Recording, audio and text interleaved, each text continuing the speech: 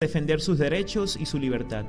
El tutor había comentado: son las más antipolíticas y erróneas esas ideas, porque nadie, sino un ignorante seductor, es capaz de enseñar que los esclavos tienen libertad para variar y elegir amos a su satisfacción.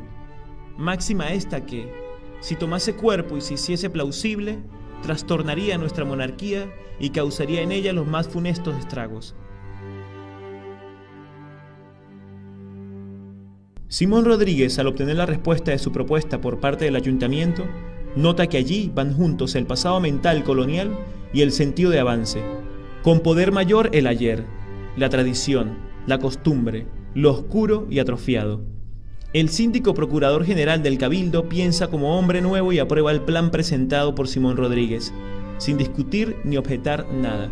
Pero el fiscal lo rechaza por razones legales y económicas, y el pensamiento retrógrado predomina en la entidad. Rodríguez, ante la miopía oficial, presenta enseguida la renuncia de la dirección de la escuela. Lo hace con dignidad. Está decepcionado. La torpeza y la obsesión hieren más que el enfrentamiento agresivo. Para él no valía la pena trabajar para continuar en ruinas. La escuela para él no era un empleo, sino un ideal vital. Este golpe oficial no lo olvidará jamás. Pero tampoco se olvidará en Caracas que un modesto maestro poseyó un don creativo suficientemente vigoroso como para haber enrumbado a un Simón Bolívar y para señalar sin ambigüedades la destructora incipiencia de los sistemas educativos impuestos por España. El Cabildo acepta la renuncia el 19 de octubre de 1795 y trata de justificarlo con elogios y sobreestimas, lo que en sí era desacierto o ceguera. Lo despidieron con alabanzas, pero lo despidieron, y hasta cínicamente. Rodríguez se debió haber estremecido de la ira. La incomprensión hiere más que una bofetada.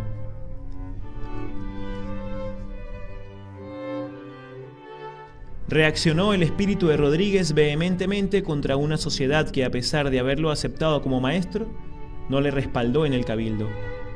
Esto generó en lo más íntimo del maestro un resentimiento que se volvió lo suficientemente fuerte como para tomar la decisión de conspirar, y en caso de no triunfar la revuelta, no volver jamás a Venezuela. A raíz de la renuncia, el maestro busca otras zonas de acción en acuerdo con sus ideales y convicciones. Aparece entonces lo que había en él de político.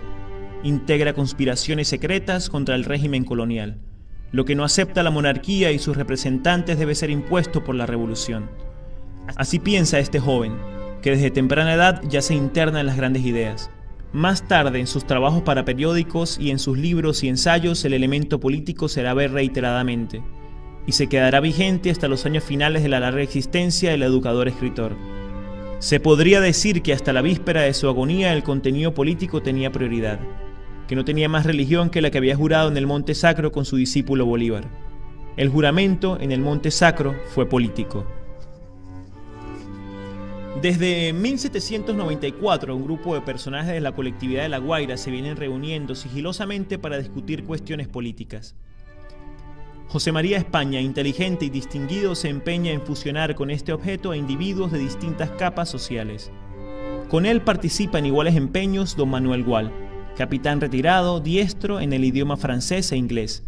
El grupo, que paulatinamente ha derivado hacia la conspiración, incluye vascos, catalanes, aragoneses y canarios. Los venezolanos, aparte de Gual y España, están representados por pardos, mayormente mulatos. En Caracas se generaron pequeños grupos que se reunían para conspirar en el contexto de la rebelión. Entre estos se hallaba Simón Rodríguez. En ese ambiente ya puede hablar sus verdades políticas y pregonar sus convicciones de lector de Rousseau y de Voltaire. Obra, desde luego como todos, con inteligentes precauciones.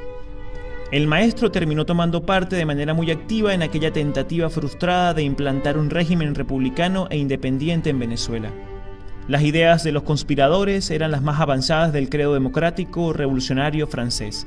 Su texto básico era la más radical proclamación de los derechos del hombre y el ciudadano hecha en Francia en 1793.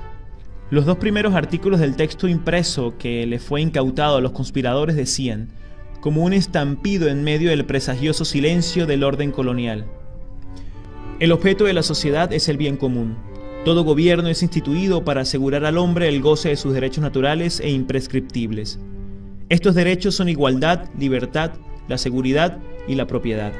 Grandes fueron la alarma de las autoridades y la agitación pública provocada por el descubrimiento de la conspiración y de sus radicales propósitos. Muchos de los conspiradores huyeron, otros cayeron presos. Parece que entre estos últimos estuvo Simón Rodríguez, y que fue puesto en libertad por no haberle hallado pruebas suficientes para inculparle, pero con tantos antecedentes que lo señalaban como un hombre de ideas subversivas. Iba a ser difícil para Rodríguez continuar en su ciudad natal. Sale en efecto del país. Yo era presidente, escribía el maestro, de una junta secreta de conspiradores, denunciados por un traidor y hechos blanco de la ira del capitán general. Logré sustraerme a la persecución y a la muerte, porque ya embarcado en el puerto de La Guaira en un buque norteamericano y antes de darnos a la vela, supe que muchos de mis compañeros habían sido pasados por las armas, sin juicio previo y sin capilla.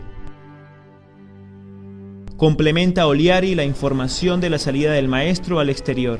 Mal avenido Rodríguez con la tiranía que lo agobiaba bajo el régimen colonial. Resolvió buscar en otra parte la libertad de pensamiento y de acción que no se le toleraba en su país. Como consecuencia no pasará por España nunca. Será el país vedado en sus correrías por Europa. Su criterio respecto a la península era el mismo que el del Libertador. Bolívar no vio en la dependencia de España aprobio ni vergüenza, como veía el vulgo, sino un obstáculo para el progreso de la sociedad de su país, escribía Rodríguez en la defensa que hizo de su discípulo. Y partió Simón Rodríguez, a ocultas, quizás sin despedirse verdaderamente de su esposa, de su hermano, de su discípulo, de sus alumnos, amigos y parientes. Las playas de La Guaira y la imagen de Caracas se borraban en su vista para siempre. No lloró, tal vez ni se estremeció, no era un sentimental.